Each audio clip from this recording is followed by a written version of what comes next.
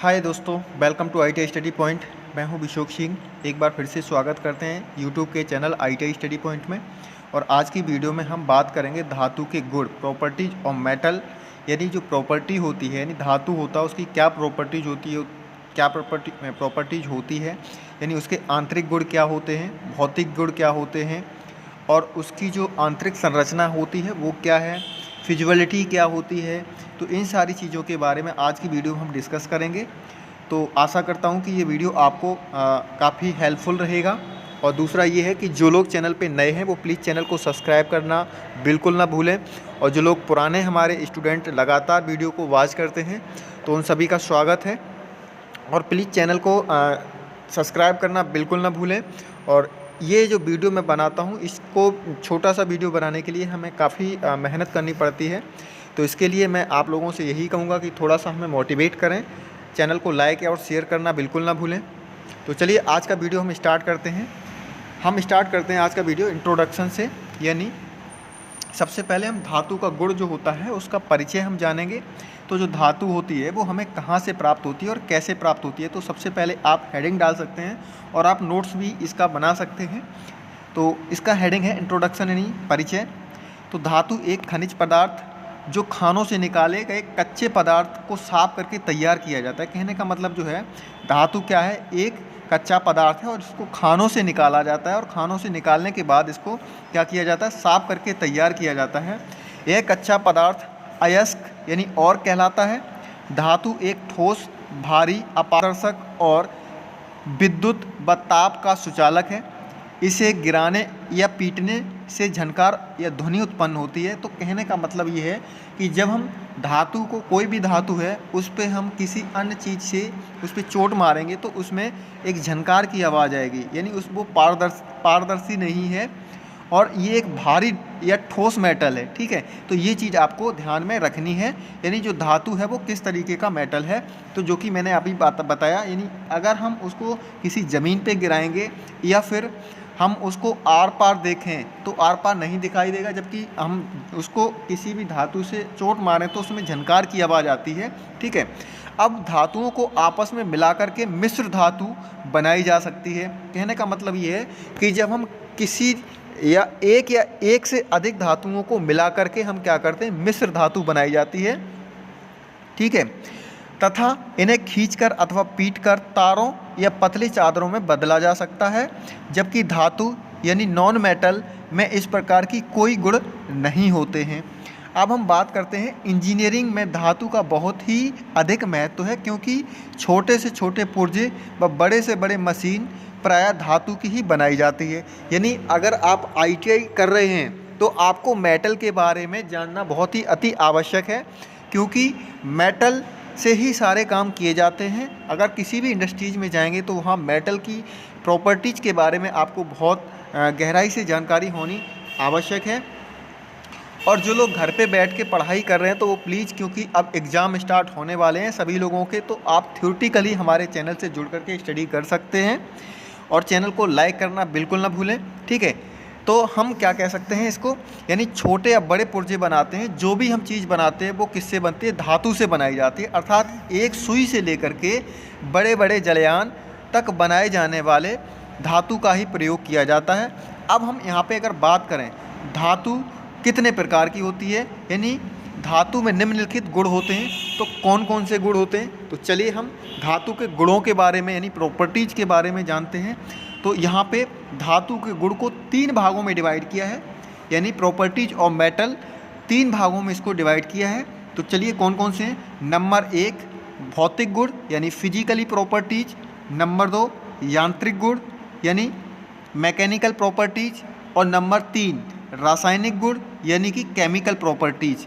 तो ये 3 प्रकार होते हैं, यानी 3 प्रॉपर्टीज होती हैं। नंबर 1 भौतिक गुण यानी फिजिकली प्रॉपर्टीज, दूसरा यांत्रिक गुण यानी मैकेनिकल प्रॉपर्टीज, और तीसरा रासायनिक गुण जो कि केमिकल प्रॉपर्टीज।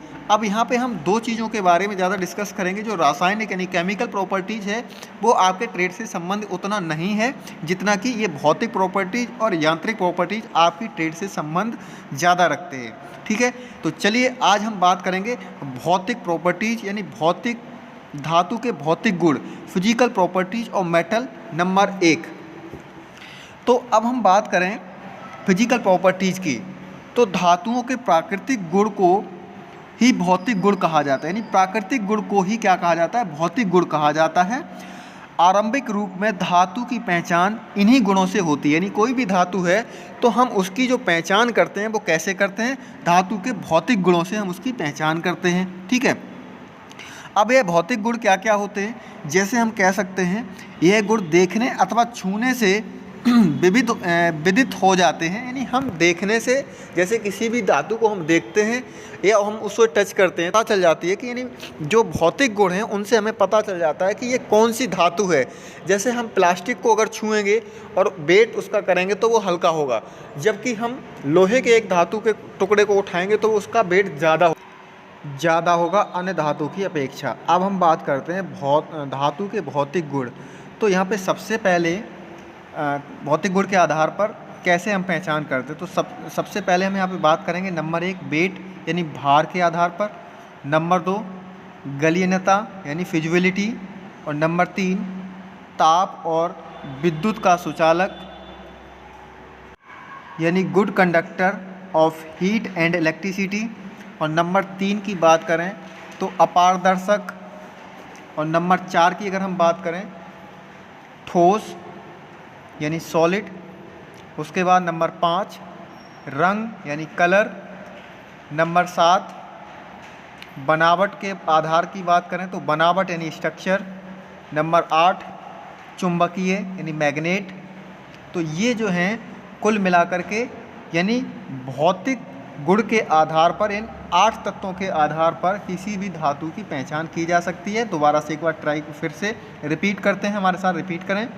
सबसे पहले भार, वेट यानी गलनांक, फिजिबिलिटी, और नंबर 3 ताप और विद्युत का सुचालक, नंबर 4 अपारदर्शक, नंबर 5 ठोस, नंबर 6 रंग, और नंबर 7 बनावट, और नंबर 8 चुंबकीय यानी मैग्नेट। तो इनके आधार पर क्या किया जाता है, किसी भी धातु के भौतिक गुणों का पता किया जा सकता है। तो चलिए यहाँ पे सबसे पहले हम बात करते हैं वजन यानी भार के आधार पर, यानी वेट के आधार पर किसी भी धातु को कैसे पहचाना जा सकता है। तो यहाँ पे हम सबसे पहले बात करेंगे वेट यानी भार की। तो यहाँ पे चलिए स्टार्ट करते हैं। प्रत्येक धातु का अपना आयतन के अनुसार कुछ भार जो है वो निश्चित होता है, यानी आयतन के आधार पर किसी भी धातु का भार क्या होता है कि निश्चित होता है, और अलग अलग धातुओं का अलग अलग भार होता है।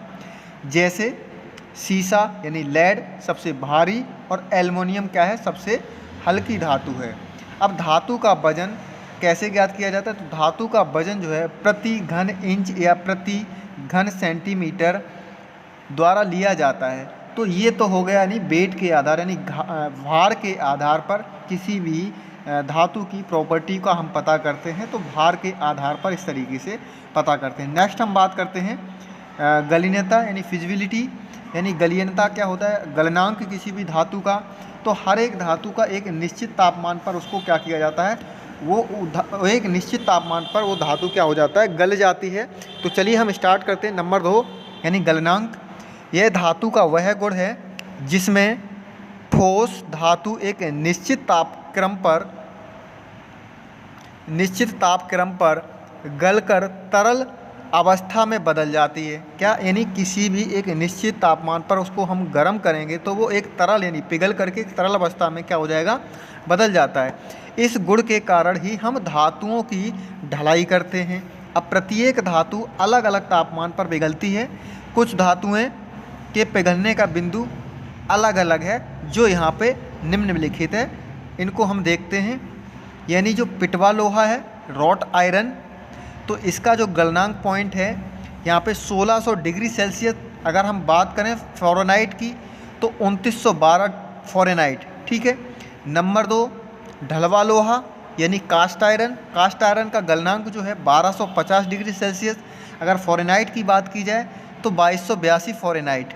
नंबर 3 तांबा यानी कॉपर का जो गलनांक है 1080 डिग्री सेल्सियस। अगर इसके फ़ारेनहाइट की बात की जाए तो 1040 फ़ारेनहाइट। नेक्स्ट हम बात करते हैं पीतल यानी ब्रास, इसका गलनांक है 960 सेंटीग्रेड, 960 सेंटीग्रेड। तो अगर इसकी फ़ारेनहाइट की बात की जाए तो 1760 फ़ारेनहाइट हो जाता है। नेक्स्ट बात करते हैं एल्युमिनियम। एल्युमिनियम का गलनांक जो है वो है आपका 648 डिग्री सेल्सियस, 648 डिग्री सेल्सियस, यानी इसके 648 डिग्री टेम्परेचर पर इसको गर्म करेंगे तो ये तरल अवस्था में बदल जाएगा। और फ़ारेनहाइट की अगर बात करें तो 1200 फ़ारेनहाइट। इसी तरीके से नेक्स्ट हम बात करते हैं सीसा यानी लेड। लेड का जो गलनांक पॉइंट है वो है 320 डिग्री सेल्सियस। अगर फ़ारेनहाइट की बात की जाए तो 608 फ़ारेनहाइट। नेक्स्ट बात करते हैं रांगा यानी टिन। टिन का जो गलनांक पॉइंट है 230 डिग्री सेल्सियस। अगर इसके फ़ारेनहाइट की बात की जाए तो ये जो है 446 फ़ारेनहाइट। तो ये कुछ थे जो कुछ धातुएं हैं जिनके हमने यहाँ पे गलनांक पॉइंट यानी जो आपका गलनांक बिंदु है उसको जाना। फ़ारेनहाइट और सेल्सियस डिग्री में हमने दोनों को यहाँ पे जाना। अब हम बात करते हैं नेक्स्ट ताप और विद्युत का सुचालक यानी good conductor of heat and electricity. तो अगर हीट एंड इलेक्ट्रिसिटी की अगर बात की जाए तो प्रत्येक धातु में विद्युत व ताप की सुचालकता का अलग अलग स्वभाव होता है। उदाहरण के लिए यदि हम धातु की एक छड़ का यानी धातु की छड़ का एक सिरा गर्म करें तो कुछ समय बाद धातु का दूसरा सिरा भी गर्म हो जाएगा। जबकि किसी अधातु जैसे लकड़ी की छड़ को गर्म करें तो उसमें आग लग जाएगी, परंतु जब तक आग दूसरे सिरे तक नहीं पहुंच। कहने का मतलब ये कि धातु का एक सिरा हम गर्म करेंगे तो दूसरी तरफ वो कुछ समय बाद धीरे धीरे क्या हो जाता है, दूसरा सिरा भी गर्म होने लगता है। जबकि कुचालक यानी अचालक जो धातु होती है जैसे लकड़ी है तो उसमें दूसरी तरफ गर्म नहीं होगा। ठीक है। अब इससे सिद्ध होता है कि धातुएं विद्युत तथा ताप की अच्छी सुचालक होती हैं। यहाँ पे आप चित्र में भी देख सकते हैं हीट कंडक्टिविटी और हीट इलेक्ट्रिसिटी। नेक्स्ट बात करते हैं हम चुंबकीय यानी मैग्नेट की। तो मैग्नेट से भी हम क्या कर सकते हैं, जैसे कोई मैग्नेट है, जैसे आप देख सकते हैं मैग्नेट आपको दिखाई दे रही है। तो इसमें क्या है, अगर कोई लौह धातु है यानी कोई भी धातु आयरन या लोहा की है तो वो हम मैग्नेट से पता कर लेते हैं कि धातु में लोहा है या स्टील है या कौन सी धातु है। तो कहने का मतलब ये है कि धातु के इस गुण में चुंबक धातु को अपनी ओर आकर्षित करती है। यानी क्या है, जब हम चुंबक किसी भी लोहे की छड़ को लगाते हैं तो वो अपनी ओर आकर्षित करती है और चुंबक प्रायः लोहे धातुओं को अपनी ओर आकर्षित खींचती है। और कुछ गुण से पता चलता है कि कौन सी धातु लौह यानी फेरुअस और कौन सी धातु एलॉय यानी नॉन फेरुअस है।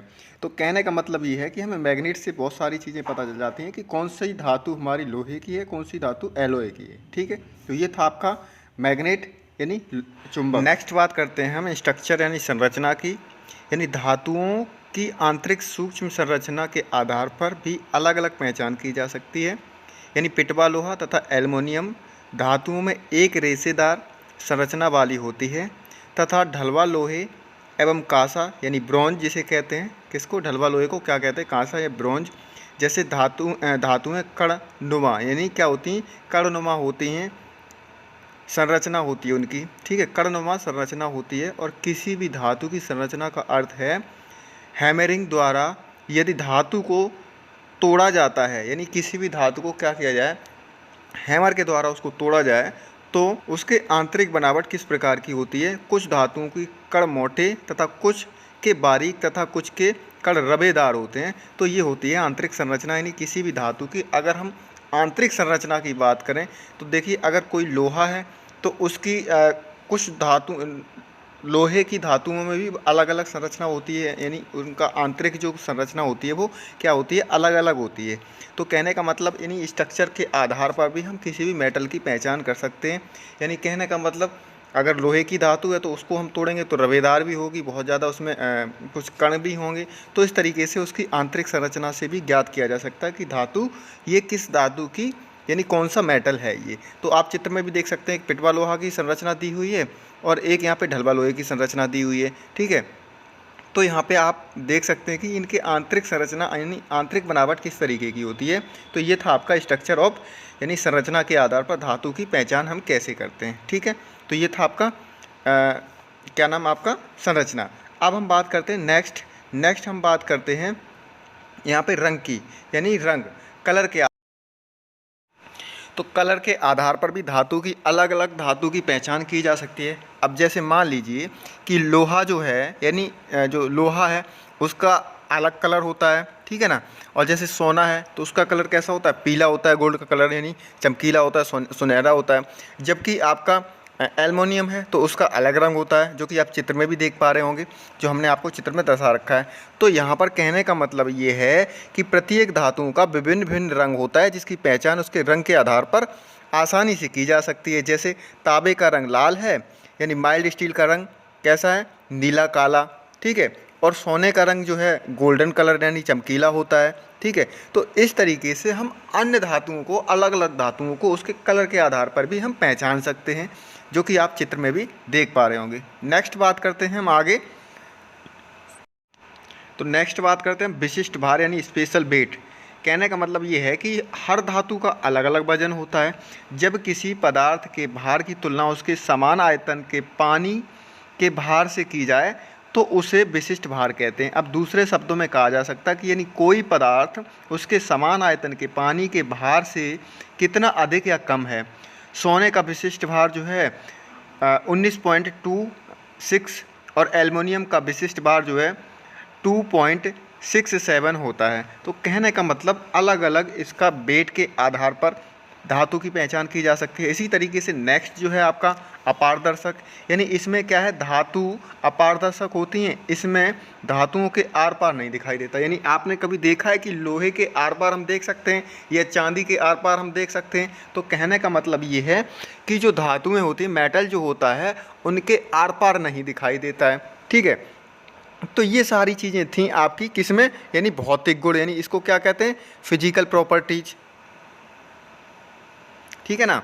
अब नेक्स्ट बात करते हैं हम ठोस यानी सॉलिड। अब पारे को छोड़कर सभी धातुएं ठोस होती हैं, जैसे माइल्ड स्टील, पिटवा लोहा, ढलवा लोहा, एल्युमिनियम, तांबा तथा पीतल। तो कहने का मतलब एक जो आपका पारा है, पारा जो आपने देखा होगा, पेन के जो पेन होता है उसकी रिफिल के ऊपरी हिस्से में जो वाइट कलर का होता है, जिससे कि इंक को बाहर ना निकल सके, तो वो होता है पारा। वो कैसा होता है, लिक्विड होता है। जबकि अन्य धातुएं क्या होती हैं, ठोस होती हैं। तो जैसे कि अभी मैंने आपको वीडियो में दिखाया, भी चित्र भी दिखाए और सारी चीज़ें भी आपने देखी। अब हम बात करेंगे यहाँ पे यांत्रिक गुणों के बारे में, यानी मैकेनिकल प्रॉपर्टी, जो कि नेक्स्ट वीडियो पार्ट सेकंड में हम देंगे। और सेकंड वीडियो का आपको इसी वीडियो के अंदर आपको डिस्क्रिप्शन में लिंक मिल जाएगा, जो कि आप वहाँ से आप जा कर के देख सकते हैं। और इस वीडियो को देखने के लिए धन्यवाद। मिलते हैं नेक्स्ट वीडियो में, तब तक के लिए thank you, bye bye, take care.